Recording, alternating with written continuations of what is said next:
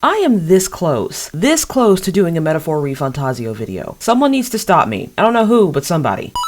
How we doing? We good? We hanging in there? I hope for all of us US Americans that we enjoyed our Thanksgiving. I know that this year proves to be harrowing for a lot of people. I, myself, just have a general dislike for most holidays, Thanksgiving and Christmas included, but despite that, I actually very much enjoyed my Thanksgiving. Now, for those of you who know, and for those of you who don't, my name is TK, your resident lunatic, and today we are watching episodes 3 and 4 of Season 3 of Vox Machina. It's a bit of a mouthful. While I really enjoyed the first 2 episodes, I did come away from them with a few concerns for the story, and according to the comments, I am not alone in that point of view. While seasons 2 and 3 of The Legend of Vox Machina are more story-driven than character-driven, its source is still a D&D game, which is nothing if not the ultimate character-driven narrative. So, hypocrisy is kind of a tried and true character flaw as far as these kinds of stories go. And to be honest, I wouldn't even call it outright hypocrisy, more as a do as I say and not as I do. The fact of the matter is you take these 2 very pragmatic characters, Vax and Percy, and have them almost immediately go back on anything they said, and I can't tell if this is like an actual character flaw or if the show is trying to preserve some fandom favorite moments. A lot of people in the comments kind of echoed the same sentiment, that even after they watch the season, they still don't really know. So I don't think we're gonna get any resolution on that, frankly. If anything, The Legend of Vox Machina always seems to stay on theme, and this theme is already very clearly separation. We've seen it with Keyleth having to come to terms with the fact that her immortality means that all her friends will one day be dead, Vax going down this path toward the Matron of Ravens, Vex and Percy getting together, which will naturally result in Vex pulling away from Vax. Maybe not necessarily pulling away, but you're gonna spend more time with your boyfriend than you will with your siblings in the early stages of your relationship. Now, with separation comes the natural desire to hang on to something. That's where Keyleth and Raishan are coming from, because as much as they're loath to admit it, they're kind of 2 sides of the same coin. Because as they sort of break away from their group, they are hanging on to a very specific pain and spite that keeps them going. Raishan kind of gave Keyleth some attitude like, at least I'm being rational, but she really isn't, because if she was being perfectly rational, she would have found a way to take care of Boss Dragon by herself, maybe even from the inside. She wouldn't be looking to Vox Machina for help. They're essentially her biggest liability, and I can't really blame Keyleth for not wanting to work with Raishan. The problem with the way she's acting is that she is not offering an alternate plan of attack. You can argue all you want, but if you don't offer another option, you really don't have a leg to stand on, and it can leave the person trying to rail against their only option, leaving them feeling left out and kind of bitter. In this moment, Keyleth is not supposed to be rational. She is not supposed to be anything but stubborn. It's supposed to be frustrating. Characters can do that. Characters don't always have to be logical and likable all the time.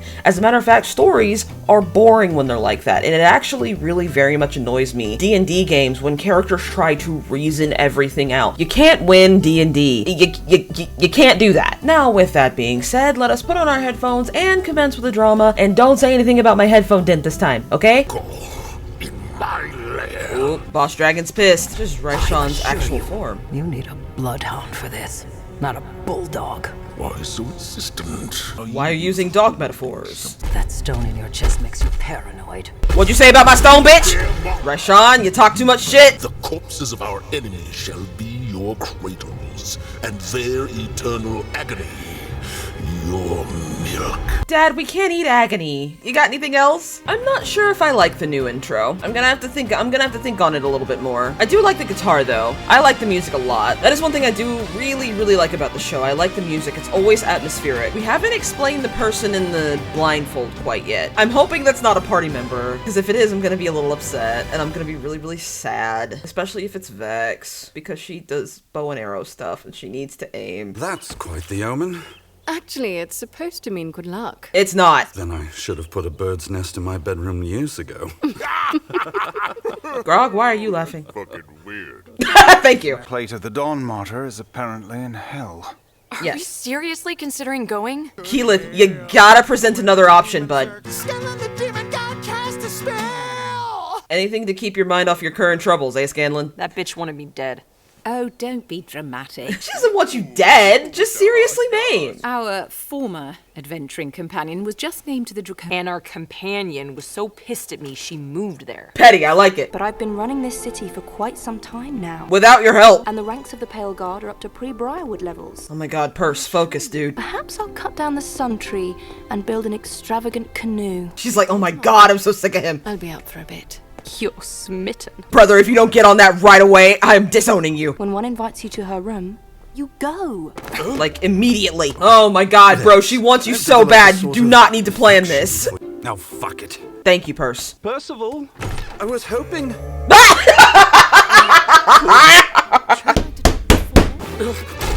Told you. If she wants you, she'll let you know. Not as naked, perhaps emotionally, though. Keela's had a lot on her mind. I forgive We can't you. be together. Cool, thanks. We kissed. Our future is clouded with misery. I saw it. You're a mente when you complete it. You think I don't know? Becoming the voice of the Tempest is a responsibility that lasts for centuries. They really should have mentioned this in the previous seasons. So, joy today isn't worth pain tomorrow? Grief is the price we pay for love. As a team, we take risks all the time. We're going to goddamn hell for a piece of armor, but you won't risk anything for me. That's not true. It's a little bit true. Maybe you should leave. If you had seen what I have. Just get out! Keyleth has absolutely got Vax's number. You ever get the chance to tell someone how you feel and you just kind of chicken out? You didn't chicken out, Scanlan. You crashed out, like, totally. No matter how bad you messed up with Kaylee, I'm here. Not what I meant. Not right now, anyway. Shit, I thought... Oh, fuck. It's fine. It's fine. It was just a miscommunication. Pike. I'm sorry. I'm going through a lot, man. Go. So, Draconia. Morning. Oh, God. My God, that's actually happened to me before. Thordak is already suspicious. Yeah, because you talk too much. He'll have 2 days, not a minute more. I know you're mad at us, but, like, geez, man. I don't know how we got here in 2 days. Oh, that's how we got here in 2 days. Keela. Oh. Being in dangerous situations with someone you're close to can lead to friction. Yeah, definitely. Dola, good to see you. My God. Ow. You're the gullible. And if the Despath Gateway can help, the Draconian people are more than willing to share it. Really? Try not to fall behind. How far could it be? Grog, why do you keep asking? You okay? No, I am a fire Ashari. Leave me alone. No one guards this gateway? If anyone found it, eternal hellfire is a pretty strong deterrent. Do you know how far in the mountains this is? We'll reopen it in exactly 12 hours. But I ain't got enough fingers. Well, it's more than 10, Grog. That's all you gotta worry about. Oh, I hope this ends well. I have a feeling that it's not going to. And this is a rock. Oh my God. Can we please focus on real shit, guys? We don't need to rely on pathos too much, people. Not pathos, pathos. So, you weren't, like, butthurt? A little bit, but it's been 30 years. Yes, last night was fun. And? And I think I'll fix some tea. Oh, come on, Vex. Shouldn't we talk about what that was? What we are? If you need a label, call it a tryst. Call it a mistake. Call it whatever you want. No, don't do this to him. Come on, girl. I am not scared. You are. She needs some ibuprofen again. Ooh, balls. That's a problem. I was gonna say, how did he find them? But ice is like his whole thing, so it makes sense that he would search the tundra first. Oh, no, those two need to live. Please, please don't kill the battle lesbians. I'm gonna be really mad if that happens. You all right down there? I have the world's most awkward boner, but I'm fine. As if you care. The fuck? You have a history of leaving allies. Oh, you are bitter. You betrayed us. You two wound up on the Council of Taldore. And I went to freeze in the cold. Dola, I didn't know you wanted to be on the council. We assumed you were happy. Dola? No way. That bitch wanted me dead. And our companion was so pissed at me she moved there. I'm sorry. We both are. Nah, it's too late. Dola's got your number. Of course you didn't know. You were lost in each other's eyes, blinded by a schoolgirl romance. rights. Hey, we've been together for 50 years. Fuck off. How do we shut this thing off? She got that Jean Grey headache. I hope he kills you first, so Kima can watch you die. Damn, Dola's been real bitter this whole time. Kima's got on plate armor. She's not that fast. This is tense. I'm really enjoying it though. It's got some. Hey, this is Scanlan coded. It's Scanlan coded. I don't know if you've noticed, but he's right behind us! All right, Percy, cool it with the Marvel style dialogue. Joke, I swear. Ooh. Oh, and that moment of panic is gonna cost them. Oh, that sucks. Finish them by now! What are you waiting for? You are talking far too much shit. Whoop. Yep, told you. Got a little too big for your britches. And that's why Vex is best girl. You all right? I'm fine. Check on Vex. Oh, thank goodness we're together. Oh, We both know there's something between us. he loves you. Come on. Not ready to say what you want to hear. That's fine. Which is why we can't be more than just a fling. Is that all right? No. As you like. And poor Allura, she had to hear all that. Gross. I'm sorry. Uh-oh. Because- the Everlight is dimmed here. Believe it's going to be all right. And if it isn't, then nothing matters. I guess this is Vex taking after her brother, because that's almost exactly what he said in season 2, if I recall correctly. Somebody in the comments lectured me about that earlier. I saw that. So Keyleth absolutely has Vax's number. He's always been a pragmatic person, and this is the one time it's bit him in the ass. Pragmatism doesn't exactly mean making always the best decision, but making the one that will cause the least amount of stress. I think Keyleth is onto something. Just because Keyleth has been known to be, you know, like the insecure one, the one who's a little bit goofy, a little bit clumsy. I think as far as what she knows is going to happen in her life, like eventually she is going to be immortal and more or less alone, she knows that she will need those memories in the future to hang on to something. Vax is mourning Keyleth and his eventual separation from the group way before it even happens. Unfortunately, that is just something that happens when you're an adult. You know that certain things are going to happen. You know that you're going to feel certain pain. You know that you're going to lose people, be it people who are older than you, your parents, your beloved teachers, parts of your chosen family, whatever. You know that there will be grief, and it's hard not to grieve them before it happens. You have to remember that they are alive now. And if you don't seize that while you have the chance, you're gonna have more regrets later on. I personally don't expect Keyleth to really much bother with trying to explain this to him. This is just something he needs to understand on his own. And another thing before I go, I am sorry if the audio was a bit fucky in the first part of the episode. I noticed that there was something wrong with it in the middle of the episode and I switched it instead of starting the episode over. My bad. The Everlight is dimmed here in the ultimate darkness. Pike trick float. Hey, it's Joanna! Or Joanne! Ignore my words, and you will find yourself alone. What does that mean? I can't help you here. Your goddess got our backs? The goddess is about as afraid as we are, so I really hope that the person in the blindfold is not someone in the party, or my feelings are gonna be doubly hurt. I don't want that to happen.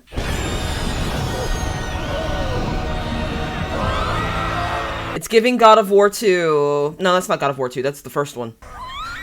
Pike! Yeah, the sound of suffering is really getting to her. Feels wrong. Like being here is a sin. She did say it was forbidden. I feel like the Everlight is more afraid for Pike than anything else. Good job.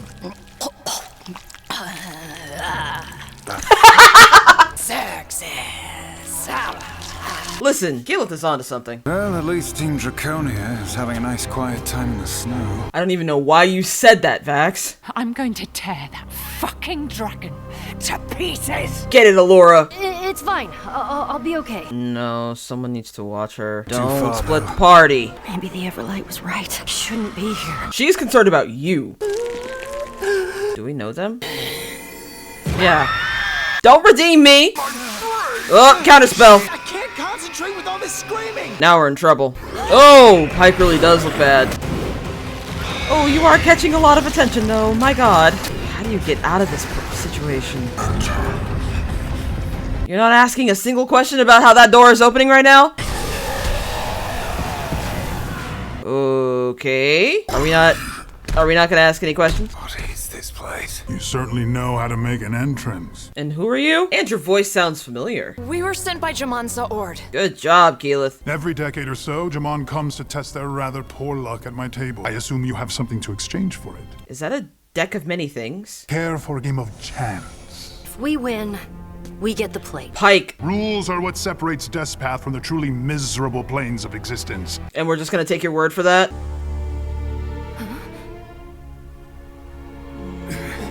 Pike? I don't like this. Shall we? Oh, I don't like this. I don't like this! We couldn't have chosen Vax for this! He's got the sleight of hand modifier. I got some plush chairs in this bed. Hey, if anyone can see through a devil's scheme, it's Trickfoot. Can she in her current state though, Scanlan? Pike's looking a little fucked up, dude. My heart is actually beating really hard right now. My god. Your Redeemer isn't here, is she? That wasn't my question. Though I think I learned more that round than you did. Yeah. You must take pride in always being there to save them, to redeem them. Yeah. This is no card game. He knew exactly who he wanted to play with. I once was given a similar choice. It cost me, my family. My god betrayed me. Yeah, but you chose Lathander, and he's kind of a bitch, so... I actually really don't know who he chose. I just went with the D&D god I like the least. You are now bound to this sanctum and the service of the fallen knight for eternity. No! You have to give me another chance. What else might you have to offer at this point? No! No! She can't. She'll have to! This is what he wanted the whole time! This is what the Everlight warned her about! Are we the ante? A little bit. Which card is your black skull? It's the one in my hand. Bitch. Do you ever wonder if your life would be better without the Everlight? One doubt doesn't equal no faith. If you're keeping me here for eternity, I think I deserve to know who you are. Very well. My heart is actually beating out of my chest right now. This is so tense. I haven't been talking because I'm like shook. And also like you, I assumed the best in them. I was blind as my friends condemned our civilization with their curiosity, their hubris. Remember, ethics is an important part of technological development. But there is no difference between the gods above and below. They all lie! I'm sorry for all you've lost, but my friends aren't like that. And neither is my god. And to be fair, once again, the Everlight did warn her. And you have a question to ask. You already asked her question, but... Do you wish your family was here to spare your husband and child? Do you want them with you in this nightmare? Or is that too selfish? She got you, bitch! I'm not even sure you knew you were lying. And now my choice is a lot simpler. And I hope she chooses right. Please choose right. Everyone has a tell if you dig deep enough. Hell yes, bitch! That was more devious than That wasn't devious. Pike used her greatest strength. Emotional intelligence. I am still not super crazy about the last part of this armor being called the Martyr armor. Because if Pike dies, that's gonna hurt me specifically. So, guess the Everlight came through, huh? Yeah, the Everlight. Can I get some credit for my own shit? Damn. Thank you for losing graciously. Can we go home now? Anyone else ready to get I need to go fuck out of home. here? I'm still not crazy about this. This is taking a long time for them to leave. Your orders. Leave her. Kill the rest. Yeah, I don't know what you guys expected. Oh, what are the chances that isn't for us? I say 50-30. Go, just go, go. Keep running, keep running. No time for Bathos, just keep running. I hate math. Ooh, okay. That was a lot. That was actually really tense. Oh, I've really enjoyed that. Oh, that was tense as hell. I said in an earlier season that Scanlan is the emotional heart of the group. He reminds everyone in the group that they're a person. Pike is really the emotional rock of the group that always remembers that she is just a person. One of her biggest strengths is her emotional intelligence. And then to turn that on an enemy, that's good. That tastes good. I like it. The next episode is probably going to be them running for their lives though, which will be interesting. Once again, that topic of separation comes up. As the Everlight warns Pike, this is not a place where my light can shine. I can't be with you here. You are vulnerable. Then they will be able to essentially get your soul. Like, she warned her from jump that that is what's about to happen, because the thing you have to remember about D&D gods is that a lot of them are not omnipotent. Let me see if I can phrase this correctly. One of the themes is the fear of the unknown. The Vox Machina has kind of a fuck it, we ball kind of mentality when it comes to the future, because they know how uncertain it can be. But there are some people who are so sure that they can rise to the top no matter what happens. And that's the same thing that happened with Xerxes, right? He was so sure that he could rise to the top that he lost his family eventually. He tried so hard that he could reach them. I'll get through this. I can get to the top. And he never did. And that causes this bitterness that therefore infects the people around them. Much like Vac now has this deep uncertainty within him that he's never had before, that is affecting Keyleth. It's affecting his sister, and it's kind of spreading its way through the group. Same thing with the plate of the Dawn Martyr. Pike does not know what's going to happen after this. Plate armor still belonged to a martyr. I do have some issues with the bathos and the dialogue. It's like, okay, we don't have to make jokes, we can carry on, but sometimes undermines more emotional moments. In that moment where Pike was dueling with Xerxes, I really wanted to see more deep emotional stress from Grog, and I didn't get to see that, and I'm a little disappointed, I'll be honest. And I know that this series has a certain tone to it, and I know that that's probably what happened at the table, but the show could have done without it. That's why it hits for Scanlan so bad. When he's still sort of crashing out every time he has to deal with his emotions, that still hits with Scanlan every time it happens. Like, normally he's the comic relief, he's the drinker, he's the devil-may-care guy, but when he has those moments of uncertainty, it's like, Jesus, dude, it's so disappointing, and it's really poignant, you know? And I missed that with Grog this time around, and I'm a little disappointed. Regardless, only a little. This episode still definitely got its point across, and I'm surprised you guys couldn't hear my heartbeat in the microphone. It was knocking against my chest so hard. As far as tension goes, they have really ratcheted up, like the tension of fighting, the more lower emotional moments where you really feel like you could cut it with a knife, and it's exquisite. I love the build-up, and then when you finally get to the denouement, you're not sure if it feels like a relief, because you know that there is going to be something else to come, and you know that it's probably also going to be pretty bad, and I love it. Anyways, that's besides the point, but yeah, any of the complaints I had in the previous season are just kind of, but yeah, great episodes. Now, with that being said, please like if you like this video. If you really like this video, please subscribe. And if you really like this video, you can find me on Patreon, where you will find full, uncut, uncensored, important for this episode, reactions that go up the day before they go up on YouTube. If you like, you can find me on any piece of social media, Blue Sky, Tumblr, TikTok, and Instagram, because fuck Twitter. And with that being said, thank you so much for watching. Do no harm, take no shit, stay weird, lovelies, and happy eating.